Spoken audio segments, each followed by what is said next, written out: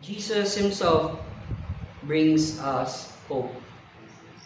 Jesus Himself guides us.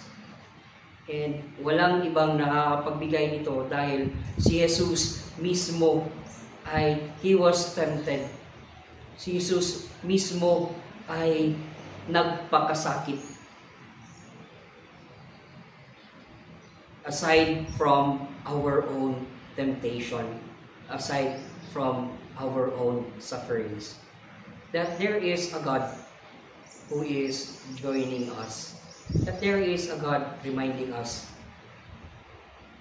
that there is a God na alam kung ano man ang nangyayari sa atin dahil siya mismo ay dinanas ang lahat ng ito.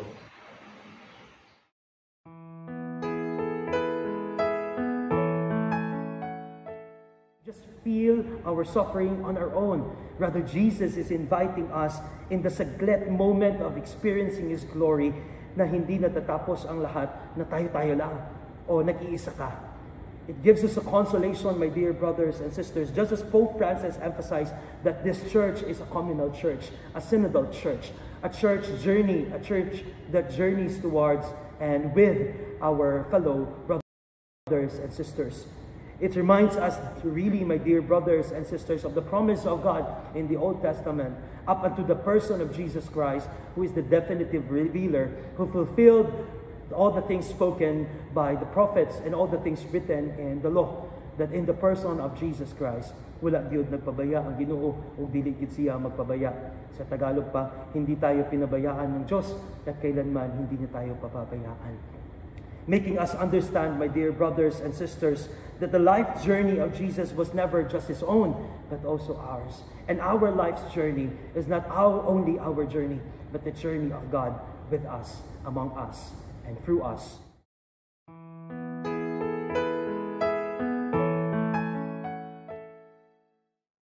In our desire to improve, to be comfortable, to prosper, or para yumaman, sometimes we lose sight of our true destination, our home, to the heart of God. Because we want to achieve something, sometimes we forget what truly matters. To improve one's life is nice, but your life is sad if your happiness and worth rest on it so much that you forget about God. We forget our heart's direction, or our hearts are pulled in different directions, and we become barren, disconnected from God's vision. But this is our hope. The parable of the fig tree shows us that God has never left us. God is so patient with us. The gardener begs for more time to take care of the tree, and God does the same thing with us. That is why He is always ready to fill in the gaps and bring life, to cultivate it para mamunga, cultivate by reconciling us to the Father. Again, God has never left us, even when we feel empty and dry. God created your heart. He is aware of its intended direction, intended location. He gives us kindness and mercy and asks us to change our hearts and reconnect with Him, to reconcile us to the Father just for us to get home.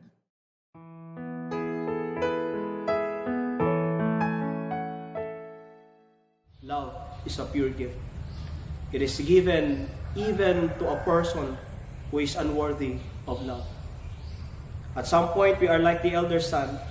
We cannot rejoice at the conversion of our brothers and sisters who return to God, while others are recovering from their sinfulness, struggling to keep things right. Most of us kept on remembering their sins. Remember, this is addressed to the Pharisees and scribes who are frustrated at Jesus relating to sinners.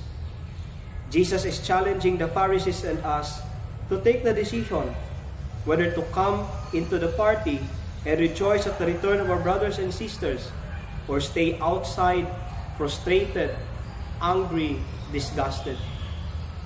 Jesus is reminding us that whenever He sees a sinner, He sees His sons and daughters returning home.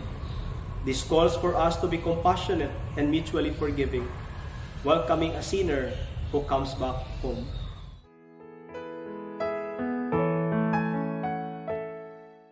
Jesus handled this woman's situation differently. He gave an important lesson to them. He taught them two things. First, who has the authority to judge? Anong sabi ni Jesus sa mga Pariseo? Let anyone among you who is without sin be the first to throw a stone at her. With these words, Jesus is trying to point out that only the sinless have the authority to judge. That is why God is our supreme judge, because He is without sin. He actually has the power to condemn us because of our sinfulness, and yet He chose not to.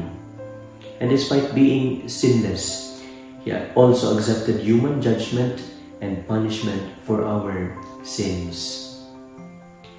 Second lesson, how should judgment be given to sinners? Tingnan naman natin ulit kung anong sinabi ni Jesus sa babaeng nagkasala. He said to the woman, "Neither do I condemn you. Go your way, and from now on, do not sin again."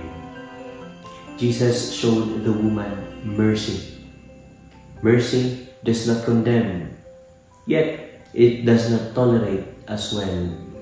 It does not mean excusing wrongdoing, but guiding the sinner toward transformation.